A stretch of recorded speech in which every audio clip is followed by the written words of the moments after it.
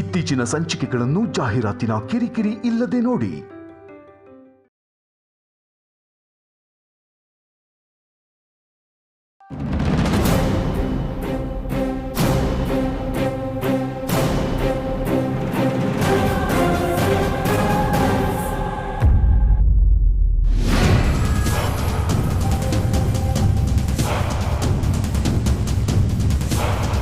ಅಯ್ಯೋ, ಫಿಟ್ಸ್ ಬಂದು ಬಿದ್ದಿರೋ ಆಗಿದೆ. ಏನಪ್ಪ ಇದು? ಅಯ್ಯೋ, ದಿನಗಳು ಬೇರೆ ಸರಿ ಇಲ್ಲ, ಗಾಡೀಲಿ ಕ್ಯಾಶ್ ಬೇರೆ ಇದೆ. ಇಡೀ ಜೀವನ ಕಷ್ಟಪಟ್ಟರು ಅಷ್ಟೊಂದು ದುಡ್ಡು ಸಂಪಾದನೆ ಮಾಡೋಕ್ಕಾಗಲ್ಲ. ಮಲಗಿರೋನು ಕಳ್ಳ ಆಗಿದ್ರೆ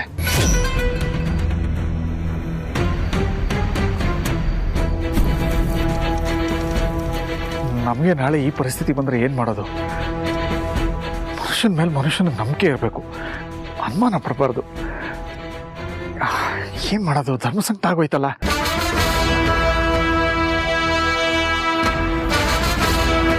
ಏನಪ್ಪ, ಏನಾಯ್ತು? ಹಲೋ, ಎದ್ದೇಳಿ, ಏನಾಯ್ತಪ್ಪ?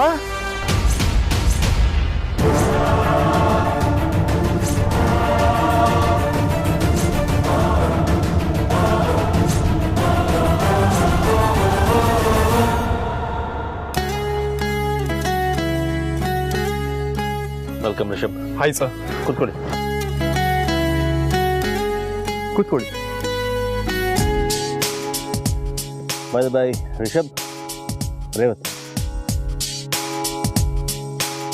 ಆಗ್ಲೇ ಪರಿಚಯ ಆದಂಗಿದೆ ಅಲ್ವಾ ರಿಷಬ್ ಅವರೇ?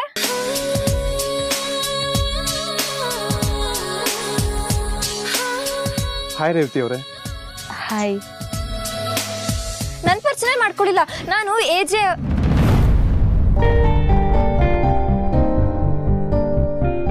ಹಾ ಗೊತ್ತು ಮೇಡಮ್, ನೀವು ಎಜೆ ಸರ್ ವೈಫ್ ಅಲ್ವಾ? ಲೀಲಾ, ರೇವತಿನ ಮದುವೆ ಆಗೋ ಹುಡುಗನ ನೋಡ್ಬೇಕು ಅಂತ ತುಂಬ ಹಠ ಮಾಡ್ತಿದ್ದಲ್ಲ, ಈಗ ನಿನ್ನ ಕಣ್ಮುಂದೆ ಇದ್ದಾನೆ. ರಿಷಬ್ ಅವರೇ, ನೀವು ಹುಡುಗ ಅಂತ ನಂಗೆ ಗೊತ್ತಿರಲಿಲ್ಲ. ಅಂದರೆ ನಮ್ಮ ಚುಕ್ಕಿನ ಮದುವೆ ಆಗೋ ಹುಡುಗ ಅಂತ ನಂಗೆ ಗೊತ್ತಿರಲಿಲ್ಲ. ಅದಕ್ಕೆ ಏನೇನೋ ಹೇಳಿಬಿಟ್ಟೆ. ನೀವು ಬೇಜಾರು ಮಾಡ್ಕೊಂಡ್ರಾ? ನಿಮ್ಮ ಮುಖ ನೋಡಿದ್ರೆ ನೀವು ಬೇಜಾರು ಮಾಡ್ಕೊಂಡಿಲ್ಲ ಅಂತ ಅನ್ಸುತ್ತೆ. ನಿಮ್ಮನ್ನು ನೋಡಿದ್ರೆ ನಮ್ಮ ಏಜೆ ನಮ್ಮ ರೇವತಿನ ನೋಡ್ದಾಗತ್ತೆ. ಈಗಿನ ಕಾಲದ ಹುಡುಗರು ಬೇಜಾರೆಲ್ಲ ಮಾಡ್ಕೊಳ್ಳಲ್ಲ, ಏನಂತೀರಾ?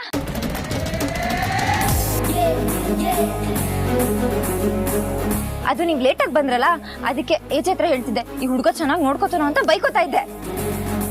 ಆಕ್ಚುಲಿ ನಾನು ಫಾರಿನ್ ಬೇಸ್. ಫಾರಿನ್? ನಮ್ಮ ಅಮ್ಮ ಏನಾದ್ರು ಇಲ್ಲಿ ಇದ್ದಿದ್ರೆ ತುಂಬಾ ಖುಷಿ ಪಟ್ಟಿರೋರು.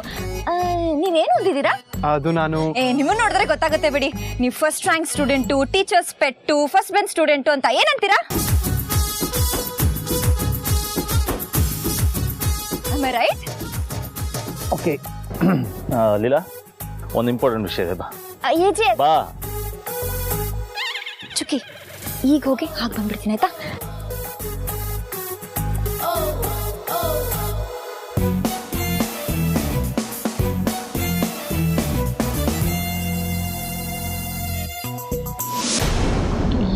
ಏನಪ್ಪ ಇದು? ನಿಂಗೇನೋ ಸಮಸ್ಯೆ ಆಗಿದೆ ಅಂತ ಹೆಲ್ಪ್ ಮಾಡಕ್ ಬಂದ್ರೆ ಚಾಕು ತೋರಿಸ್ತೀಯಾ? ನನ್ನ ವೀಕ್ನೆಸ್ನ ಹೀಗೆ ಉಪಯೋಗ ಮಾಡ್ಕೊತೀಯಲ್ಲಪ್ಪ. ಅಲ್ಲ, ಮನುಷ್ಯನ ಹೇಗಪ್ಪ ನಂಬೋದು? ಬಾಯಿ ಮುಚ್ಕೊಂಡು ಏನೇನಿದೆ ಎಲ್ಲ ತೆಗಿ. ನನ್ನ ಹತ್ರ ಏನು ಇಲ್ಲಪ್ಪ. ನನ್ನ ಹತ್ರ ಒಂದು ಮೊಬೈಲ್ ಇದೆ, ಇದು ಬೇಕಿದ್ರು ತಗೋ. ಸಿಮ್ ಮಾತ್ರ ತೆಗೆದು ಕೊಟ್ಬಿಡಪ್ಪ.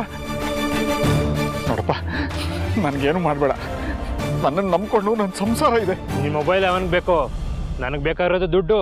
ತೆಗಿ. ಇನ್ನೇನು ಮಾಡಬೇಕು ಅಂತ ನನಗೆ ಗೊತ್ತು. ಮೊದಲು ದುಡ್ಡು ತೆಗಿ, ನೋವು ಮಾಡಬೇಡ. ನನ್ನ ಹತ್ರ ದುಡ್ಡಿಲ್ಲ ಕಣಪ್ಪ. ಏನು ದುಡ್ಡಿಲ್ವಾ? ದುಡ್ಡಿಲ್ಲ ಚುಚ್ಚಿಬಿಡ್ತೀನಿ. ಥ್ಯಾಂಕ್ಸ್ ಕಣಪ್ಪ. ಸರ್, ಇಂಥವ್ರ ಕೆಲಸನೇ ಇಷ್ಟು. ನ್ಯಾಯವಾಗಿ ದುಡ್ಡು ತಿನ್ನಲ್ಲ, ತಲೆ ಹೊಡೆದು ತಿಂತಾರೆ.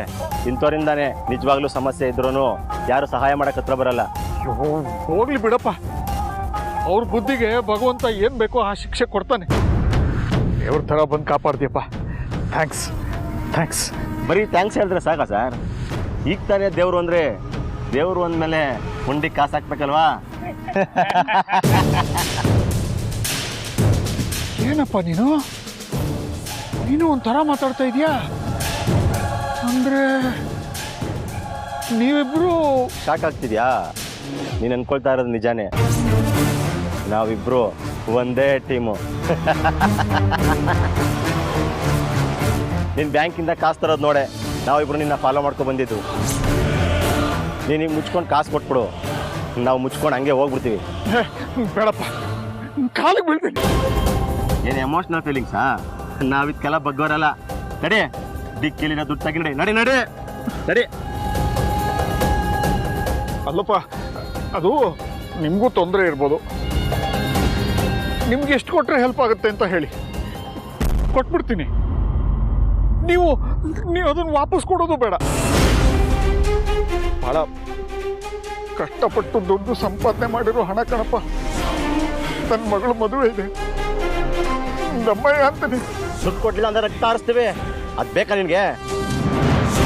ಏನೋ ಫ್ಯಾಮಿಲಿ ಮನುಷ್ಯ ಅಂತ ಸುಮ್ಮನೆ ಬಿಟ್ರೆ ಅವಳಿಗೆ ಕೊಡ್ತಿದ್ಯಾ? ಮಗ ಚುಚ್ಚ ಏನೋ ಮಾತಾಡ್ತೀಯ, ಈಸಿಗೆ ಎತ್ಕೊಂಡವನ. ಬಿಡಪ್ಪ ಬಿಡು, ತೆಗಿ ಕೊಡ್ತೀನಿ ತೆಗಿ ತೆಗಿ.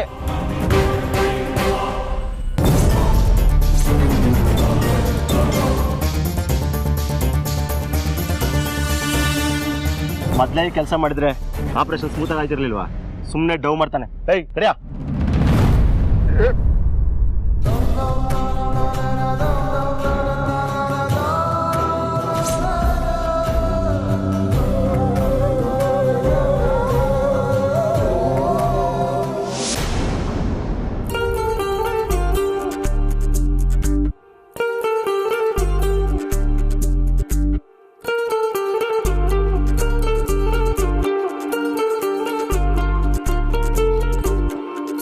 ಹೆಸರು ಚೆನ್ನಾಗಿದೆ.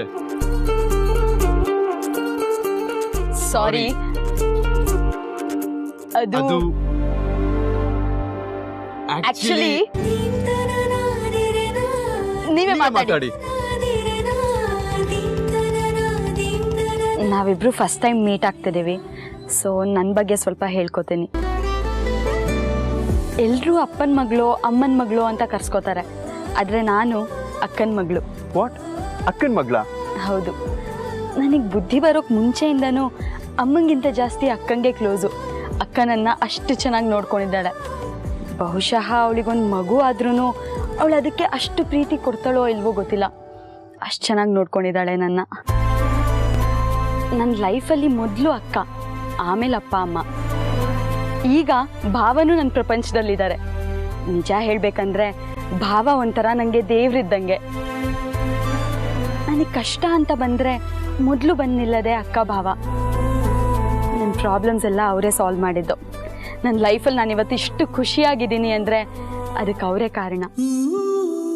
ಮದುವೆಗೆ ಹುಡುಗನ ನೋಡಿದ್ದೀನಿ, ನೀನು ಬಂದು ನೋಡು ಅಂತ ಭಾವ ಹೇಳಿದಾಗ ನಾನು ಅವ್ರಿಗೆ ಹೇಳಿದ ಒಂದೇ ಮಾತು, ನೀವು ನೋಡಿ ಓಕೆ ಮಾಡಿದ್ದೀರಾ ಅಂದರೆ ನಾನು ನೋಡೋದೇನಿಲ್ಲ, ಮಂಟಪಕ್ಕೆ ಬಂದು ಹುಡುಗ ಹೇಗಿದ್ರು ತಾಳಿ ಕಟ್ಸ್ಕೊತೀನಿ ಅಂತ. ವಾವ್, ನೈಸ್ ಫೀಲಿಂಗ್ ಅಲ್ವಾ? ಹೌದು. ಆದರೆ ಇವತ್ತು ನಾವು ಮೀಟ್ ಮಾಡಿದ ಮೂಮೆಂಟು ತುಂಬ ಮ್ಯಾಜಿಕಲ್ ಆಗಿತ್ತು. ನನಗೆ ತುಂಬ ಖುಷಿ ಆಯಿತು. ನನಗೂ ತುಂಬ ಖುಷಿ ಆಯಿತು. ನಿಜ ಏನಂದರೆ ಮದುವೆ ಆಗೋದಕ್ಕೆ ಒಂದೇ ಒಂದು ಹುಡುಗಿನೂ ನೋಡಿಲ್ಲ. ಮನೇಲಿ ಮದುವೆ ಆಗೋದಕ್ಕೆ ತುಂಬ ಫೋರ್ಸ್ ಮಾಡ್ತಾಯಿದ್ರು. ಬಟ್ ಏಜೆಸರ್ ಸಂಬಂಧ ಅಂತ ಗೊತ್ತಾದ ಮೇಲೆ ಇಲ್ಲ ಅಂತ ಹೇಳೋದಕ್ಕೆ ಮನಸ್ಸೇ ಬರಲಿಲ್ಲ. ನಾನು ಓದಿದ್ದೆಲ್ಲ ಬಾಯ್ಸ್ ಕಾಲೇಜ್ನಲ್ಲೇ, ಸೊ ಹುಡುಗಿರ ಜೊತೆ ಇಂಟ್ರ್ಯಾಕ್ಷನೇ ಇಲ್ಲ. ಇವಾಗಲೂ ನಿಮ್ಮ ಜೊತೆ ಮಾತಾಡ್ತಾ ಇದ್ದೀನಿ ಅಂದರೆ ನನಗೆ ನಂಬೋಕೆ ಆಗ್ತಿಲ್ಲ. ಹುಡುಗಿರಿಗೆ ಹ್ಯಾಂಡ್ ಶೇಕು ಕೊಟ್ಟಿಲ್ಲ. ಅಯ್ಯೋ, ಹ್ಯಾಂಡ್ ಶೇಕ್ ಇರಲಿ, ನೆಟ್ಟಿಗೊಂದು ಮಾತು ಆಡಿಲ್ಲ. ಇಷ್ಟು ಹತ್ರದಲ್ಲಿ ಕೂತು ಒಂದು ಹುಡುಗಿ ಜೊತೆ ಮಾತಾಡ್ತಿರೋದು ಇದೇ ಫಸ್ಟ್ ಟೈಮ್ ರೇವತಿ ಅವರೇ. ನೀವೇ ನನ್ನ ಲೈಫಲ್ಲಿ ಫಸ್ಟ್ ಹುಡುಗಿ. I am so happy.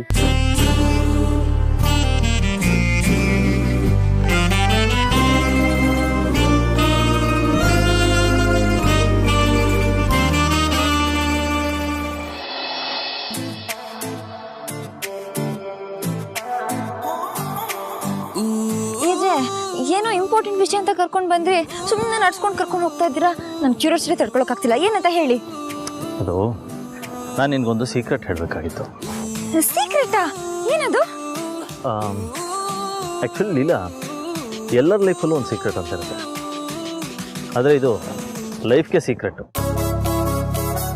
In fact ಇದನ್ನು ನಾನು ಒಂಥರ ಇಬ್ಬರು ಫಾಲೋ ಮಾಡ್ತಾ ಇದ್ದೀನಿ. ಏನು ನಿಮ್ದು ಮತ್ತೆ ಅಂತರ ಅಕ್ಕನ ಸೀಕ್ರೆಟಾ? ಹೇಳಿ ಹೇಳಿ ಹೆಜ್ಜೆ, ಮಜಾ ಇರುತ್ತೆ. ಲೈಫಲ್ಲಿ ಏನೇನೋ ಆಗುತ್ತೆ, ಆದರೆ ಎಲ್ಲ ನಾವು ಅಂದ್ಕೊಂಡ ಹಾಗೆ ಆಗಬೇಕು ಅಂದರೆ ನನ್ನ ಹತ್ರ ಒಂದು ಉಪಾಯ ಇದೆ. ಏನು, ನಾವ್ ಅನ್ಕೊಂಡಿದ್ದೆಲ್ಲ ಆಗ್ಬಿಡುತ್ತಾ? ಇದನ್ನ ನೀವು ಮತ್ತೆ ಅಂತರ ಅಕ್ಕ ಟ್ರೈ ಮಾಡ್ತಿದ್ರಾ? ನಾವು ಹೇಗೆ ಅನ್ಕೋತೀವೋ ಹಾಗೆ ಆಗುತ್ತೆ. ಅದು ಹಾಗೆ ಹೇಗಾಗುತ್ತೆ ಅನ್ನೋದು ದೊಡ್ಡ ಸೀಕ್ರೆಟ್. ಸುಮ್ಮನೆ ರೀ ಹೆಜ್ಜೆ, ನೀವೇನೋ ಹೇಳ್ತಿದ್ದೀರಾ. ಅನ್ಕೊಂಡ ತಕ್ಷಣ ಆಗೋ ಹಾಗಿದ್ದಿದ್ರೆ ದೇವ್ರು, ಹರಕೆ, ಪೂಜೆ ಇದೆಲ್ಲ ಇರ್ತಿತ್ತಾ? ಆ್ಯಕ್ಚುಲಿ ಇದ್ರ ಹಿಂದೆ ಇರೋ ಸೀಕ್ರೆಟ್ ಏನು ಗೊತ್ತಾ? ನಾವೇನು ಅನ್ಕೋತೀವೋ ನಾವು ಅದನ್ನು ನಂಬಬೇಕು. ಯಾವುದೇ ಕಾರಣಕ್ಕೂ ಡೌಟ್ ಪಡಬಾರ್ದು. ತುಂಬ ಸ್ಟ್ರಾಂಗ್ ಆಗಿ ಮನಸ್ಸಾರ 10 ನಂಬರ್ ಎಣಿಸಿದ್ರೆ ನಾವು ಅಂದ್ಕೊಂಡಿದ್ದು ಕಣ್ಣು ಮುಂದೆ ಬರುತ್ತೆ. ಆ್ಯಕ್ಚುಲಿ ಇದು ನಾನು ಅಂತರ ಸಾಕಷ್ಟು ಸತಿ ಟ್ರೈ ಮಾಡಿದ್ದೀನಿ. ನಮಗೂ ವರ್ಕ್ ಆಗ್ತಾ ಇತ್ತು, ನಿನಗೂ ಹೇಳಬೇಕು ಅನ್ನಿಸ್ತು, ಅದಕ್ಕೆ ಹೇಳಿದೆ. ಹಾಗಿದ್ರೆ ನಾನು ಟ್ರೈ ಮಾಡ್ತೀನಿ. ಸ್ಟ್ರಾಂಗ್ ಆಗಿ ಅನ್ಕೋಬೇಕು. ಅನ್ಕೋತೀನಿ. ಡೌಟ್ ಪಡಬಾರ್ದು. ಬೇಡಲ್ಲ, ನಂಬಿಕೆ ಇಡಬೇಕು.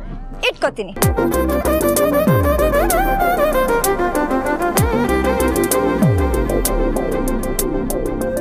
ನಿನ್ನೆ ಕನ್ಸಲ್ಲಿ ನಾನು ಕಾಲ್ಗೆಜ್ಜೆ ಹಾಕೊಂಡು ಓಡಾಡ್ತಾ ಇದ್ದೆ.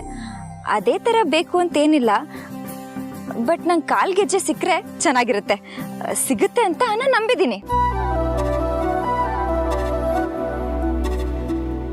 10, 9, 8, 7, 6, 5, 4, 3, 2, 1.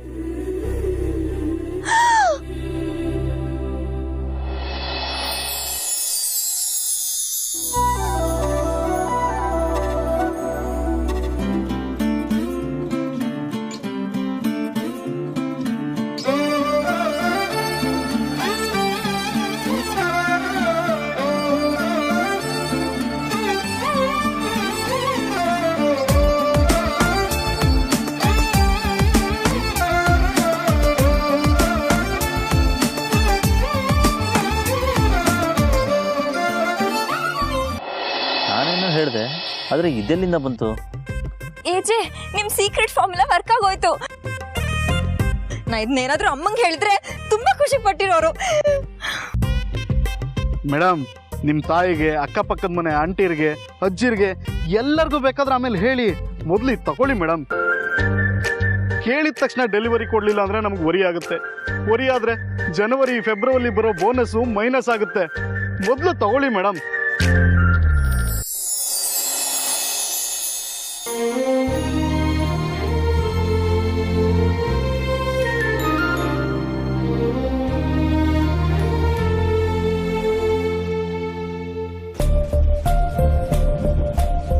ನೀವಿಬ್ರು best couple in the world ಅಂತ ನನ್ಗೆ ಪರ್ಸನಲಿ ಅನಿಸ್ತಾ ಇದೆ. ಸಾರ್, ಇಲ್ಲಿಗೆ ಸುಮಾರು ಜೋಡಿಗಳು ಬರ್ತಾರೆ, ಆದ್ರೆ ಸೂಪರ್ ಆಗಿರೋ ಜೋಡಿಗಳು ಅಂದ್ರೆ ನೀವೇ ಸರ್. ಮೇಡಮ್ಗೊಂದು ಸಜೆಷನ್ನು. ಮೇಡಮ್, ಈ ಗೆಜ್ಜೆನ ತಿಂಗಳ ಪೂರ್ತಿ ಹಾಕೊಳ್ಳಿ, ಆದ್ರೆ ಅಮಾವಾಸ್ಯೆ ಹುಣ್ಣಿಮೆಯಲ್ಲಿ ಹಾಕೋಬಿಡಿ. ದೆವ್ವಗಳು ಡಿಸ್ಟರ್ಬ್ ಆಗ್ಬಿಡ್ತವೆ. ಬರ್ಲಾ?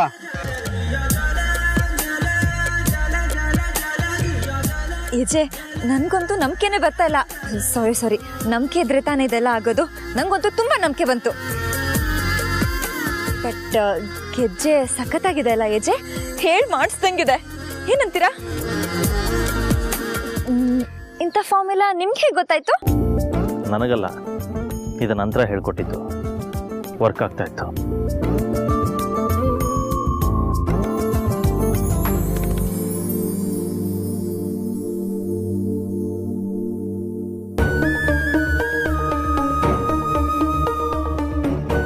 ಸಾವಿರ ಅಲ್ಲ, 10,000 ಅಲ್ಲ, ಲಕ್ಷ ಹಣ ಕಷ್ಟಪಟ್ಟು ಕೈಯಾರೆ ದುಡ್ದಿದ್ದ ಹಣ ಹೀಗೆ ನೋಡು ಹಾಗೆ ನೋಡು ಅಷ್ಟ್ರಲ್ಲಿ ತಗೊಂಡು ಹೋಗ್ಬಿಟ್ರಲ್ಲ. ನನ್ನ ಮಗಳ ಮದುವೆಗೆ ಏನಾದರೂ ಮಾಡಿಸ್ಬೇಕು ಅನ್ಕೊಂಡಿದ್ದೆ, ಎಲ್ಲ ಹೋಯ್ತಲ್ಲ.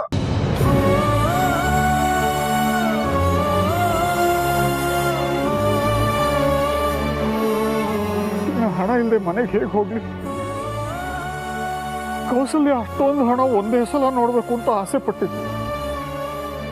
ದೇವರು ಅದಕ್ಕೂ ಅವಕಾಶ ಮಾಡಿಕೊಡ್ಲಿಲ್ಲ. ಇವಾಗ ಮನೆಗೆ ಹೋದ್ರೆ ದುಡ್ಡಲ್ಲಿ ರೀ ಅಂತ ಕೇಳ್ತಾಳೆ. ಅವಾಗ ನಾನು ಏನು ಹೇಳಲಿ? ಇದೆ ಸರ್ ಹೇಳಿದ್ರು, ಮಗಳ ಮದುವೆಗೆ ನೀವೇನು ಮಾಡಬೇಡಿ ಅಂತ. ಆದ್ರೂ ಒಬ್ಬ ಅಪ್ಪ ಆಗಿ ಒಂದು ಸಣ್ಣ ಉಡುಗೊರೆನೂ ಕೊಡದೇ ಇದ್ರೆ ಹೇಗೆ? ಈಗ ಅದಕ್ಕೂ ಕಲ್ಬಿತ್ತು. ದೇವ್ರೆ, ಮನುಷ್ಯತ್ವ ಮಾನವೀಯತೆ ಅಂತ ಅನ್ಕೊಂಡ್ರೆ ಹೀಗಾಗೋದ?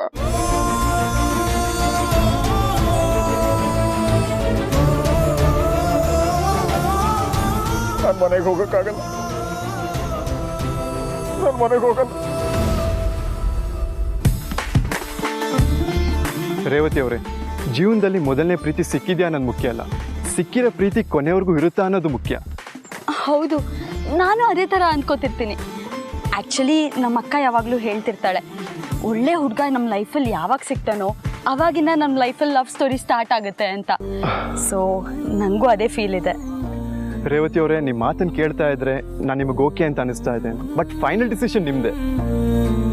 ನಿಮ್ಮ ಜೊತೆ ಮಾತಾಡ್ತಾ ಆಡ್ತಾ ಫ್ರೆಂಡ್ಸ್ಗಳೆಲ್ಲ ಹೇಳ್ತಾರಲ್ಲ, ಹುಡುಗಿರ ಜೊತೆ ಜಾಸ್ತಿ ಇದ್ರೆ ತುಂಬಾ ತಲೆನೋವು ಅಂತ. ಅವರೆಲ್ಲ ಆ ರೀತಿ ಯಾಕೆ ಹೇಳ್ತಾರೆ ಅಂತ ಅನಿಸ್ತಾ ಇದೆ. ಹಾಗಿದ್ರೆ ನನ್ನ ಜೊತೆ ನಿಮ್ಗೆ ಅಷ್ಟು ಕಂಫರ್ಟ್ ಫೀಲ್ ಆಗ್ತಿದ್ಯಾ? ನೋ,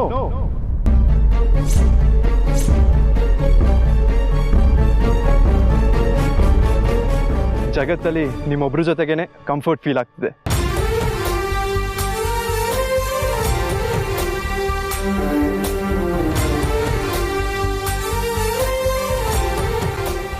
ಏಜೆ, ನೀವು ಫಾರ್ಮುಲಾನ ಯೂಸ್ ಮಾಡಿಕೊಂಡು ಏನು ತಗೊಂಡಿದ್ದೀರಾ? ನನ್ನ ಲೈಫಲ್ಲಿ ನಾನು ಇಷ್ಟಪಟ್ಟು ಪಡ್ಕೊಂಡಿರೋ ಓನ್ಲಿ ಗಿಫ್ಟ್ ಅಂದರೆ ಅದಂತರ ಮಾತ್ರ. ಬಟ್ ನನ್ಗನ್ಸುತ್ತೆ ನೀವು ಅಂತರ ಅಕ್ಕನ ಲೈಫಲ್ಲಿ ಸಿಕ್ಕಿರೋದು ದೊಡ್ಡ ಗಿಫ್ಟು ಅಂತ. ನೀವು ಯಾರ ಜೊತೆ ಇರ್ತೀರಾ ಅವರೆಲ್ಲ ಖುಷಿಯಾಗಿರ್ತಾರೆ. ನೀವಿದ್ರೆ ಪ್ರಾಬ್ಲಮ್ಮೇ ಇರಲ್ಲ. ನೀವು 100 ಜನದಲ್ಲಿ ಒಬ್ರು, ಅಲ್ಲ ನೀವು ಕೋಟಿಗೊಬ್ರು. ಏಜೆ, ಅಂತರ ಅಕ್ಕ ನಿಮ್ಮನ್ನ ಪಡೆಯೋಕ್ಕೆ ತುಂಬ ಪುಣ್ಯ ಮಾಡಿದ್ದಾರೆ ಅನ್ಸುತ್ತೆ. ಅವ್ರಷ್ಟೇ ಇಲ್ಲ, ನಿಮ್ಮ ಜೊತೆ ಯಾರು ಇರ್ತಾರೋ ಅವ್ರು ಪುಣ್ಯ ಮಾಡಿದ್ದಾರೆ. ಈ ವಿಷಯದಲ್ಲಿ ನಾನು ವೋಟ್ ನಿಮಗೆ. ಅಯ್ಯೋ, ಮಾತಾಡ್ತಾ ಫಾರ್ಮುಲಾ ಬಗ್ಗೆನೇ ಮರ್ತೋಯ್ತು.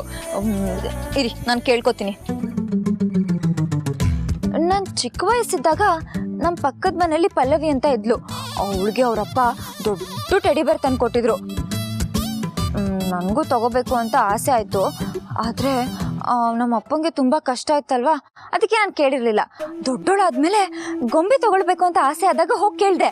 ಅವಾಗ 6,000 ರೂಪಾಯಿ ಅಂದರು.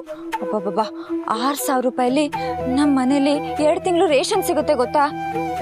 ಅದಕ್ಕೆ ತಗೊಳ್ಳೋದನ್ನ ಮರ್ತ್ಬಿಟ್ಟೆ. ಇವಾಗ ಅಷ್ಟು ದೊಡ್ಡ ಬೊಂಬೆ ಏನು ಬೇಡ, ಪುಟ್ಟ ಬೊಂಬೆ ಸಿಕ್ಕರೆ ಸಾಕು. Please please please. ಏಜೆ, ನಾನು ಕೌಂಟ್ ಮಾಡ್ತೀನಿ ಇವಾಗ. ಹೋಗ್ಲಿ ಬಿಡು, ಒಂದೇ ದಿನ ಫಾರ್ಮುಲಾನ ಈ ಸತಿ ಯೂಸ್ ಮಾಡಬಾರ್ದು. ಇಲ್ಲ ಏಜೆ, ನೀವೇ ಹೇಳಿದ್ರಲ್ಲ ನಂಬಿಕೆ ಇಟ್ಕೊಂಡು ಕೇಳ್ಕೊಂಡ್ರೆ ಸಿಗುತ್ತೆ ಅಂತ. ನಾನು ಕೇಳ್ಕೊತೀನಿ. 10, 9, 8, 7, 6, 5, 4, 3, 2, 1.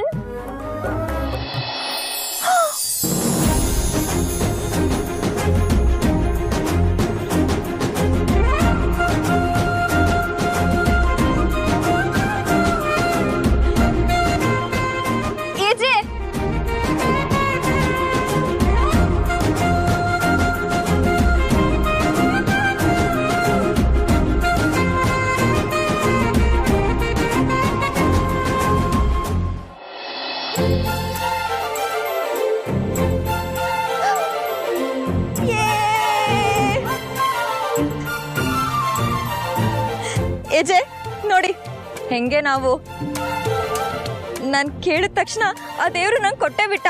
ನಾನು ಮೊದಲೇ ಅಮ್ಮಣ್ಣಿ ಪಾಪು ಅಲ್ವಾ, ಪಾಪ ಚಿಕ್ಕ ಹುಡುಗಿಗೆ ಯಾಕೆ ಬೇಜಾರು ಮಾಡಿಸು ಅಂತ ನಂಗೆ ಕೊಟ್ಬಿಟ್ಟ. ಏಜೆ, ನಾನು ಕೇಳಿದ್ದೆಲ್ಲ ಸಿಗ್ತಾ ಇದೆ. ನನಗಂತೂ ನಂಬಕ್ಕೆ ಆಗ್ತಿಲ್ಲ. ನನಗೆ ವಾವ್ ಅನಿಸ್ತಾ ಇದೆ. ನಿಮಗೆ?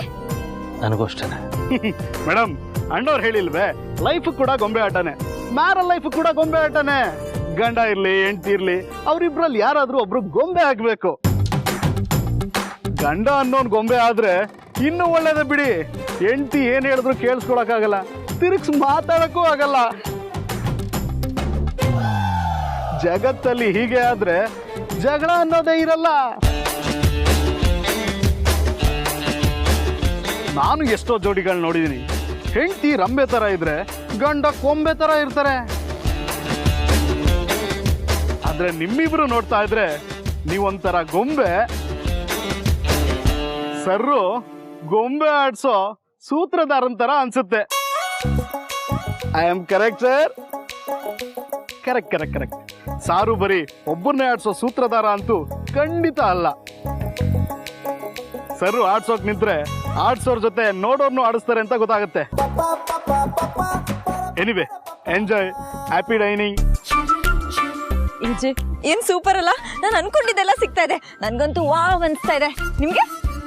ನನಗೂ ಅನ್ನಿಸ್ತಾ ಇದೆ. ನನಗೂ ವಾವ್ ಅನ್ನಿಸ್ತಾ ಇದೆ. ಹೋಗೋಣ.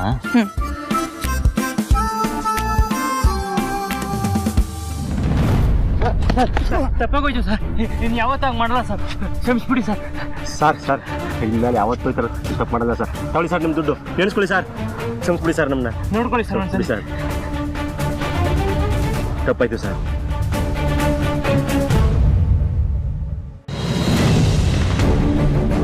ಏನಪ್ಪ ಇದು? ದುಡ್ಡು ನೀವೇ ಕಿತ್ಕೊಂಡು ಹೋಗ್ತೀರಾ, ಆಮೇಲೆ ನೀವೇ ವಾಪಸ್ ತಂದು ಕೊಡ್ತೀರಾ? ಏನಿದೆಲ್ಲ?